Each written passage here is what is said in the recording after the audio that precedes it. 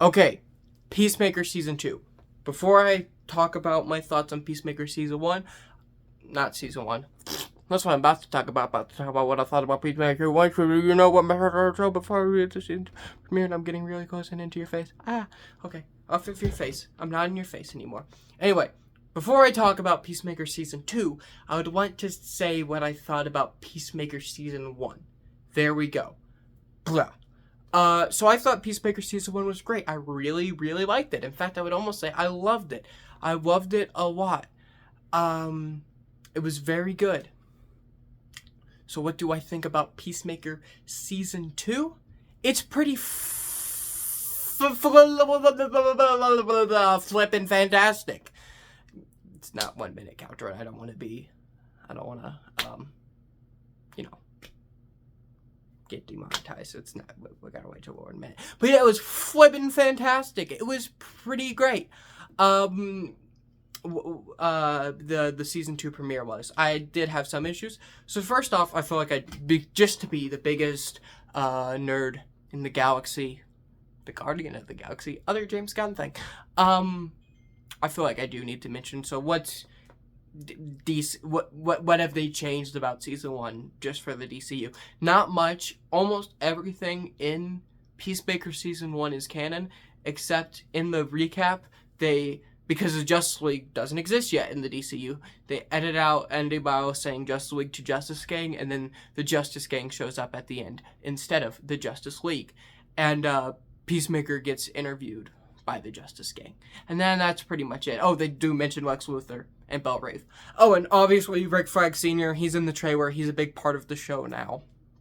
And he was, of course, one of our main characters, the leader in Creature Commandos, which I've reviewed all 7 episodes of. So you could go binge watch those videos really quickly. Anyway, so what was good about Season 1? A lot of things. I like Harcourt getting diagnosed with toxic masculinity.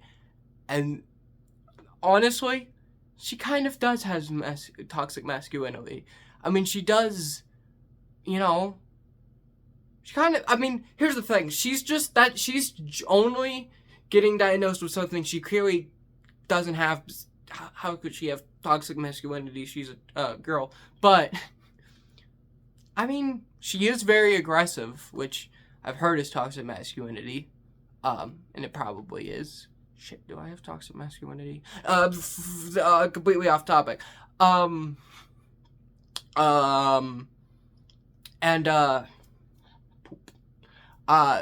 like we only get one scene with Vigilante in this episode. He calls, forgot the actual name of this character, but Diebeard. That's a derogatory way of saying him. But he calls Diebeard and just is like, dude, I know so much about owls. Just flippin' talk to me about owls. And he's like, owls? Yeah, owls. He's like, okay. He just gets immediately the first question along. He's like, dude, you don't know fucking shit about owls. And he's like, that was funny. I like the scene we get with Rick Flag Sr. We actually get our first mention of Arkham in the DCU. Have I mentioned that already? That was pretty cool. They make fun of Jared Leto. That's fun. The new intro. How did it take me so long to not mention the intro when talking about Peacemaker? The intro is very important with Peacemaker. So the intro for the last season was, it has so many views on TikTok, I think, and it really was amazing intro. The dance choreography, the song was picked perfectly. Do You Want to Taste It by Wigwam. And this one has a different song and a whole different dance. And it's a little less great than the dance from Season 1, the song and dance from Season 1, but it's still amazing. And I do wonder if that's still Alan Tudyk's wife who's the choreographer for this. Anyway, so all of that work, so just so that you know, in case you thought that could be Clayface in the trailer, and it wasn't the frickin'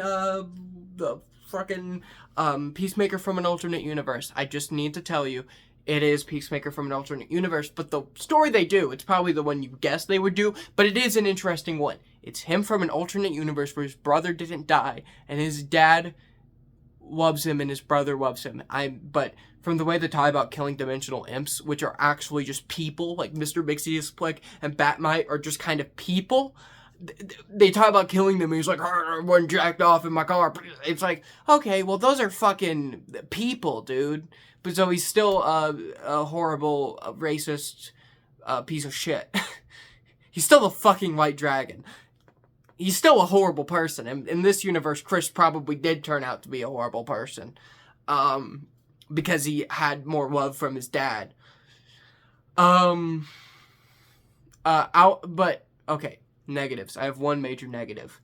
From the way Peacemaker Season 1 ended, with Adebayo hugging her wife and kissing her wife and, them having a healthy relationship, I probably wouldn't have guessed that we would immediately go straight to, they're broken up. They're broken up.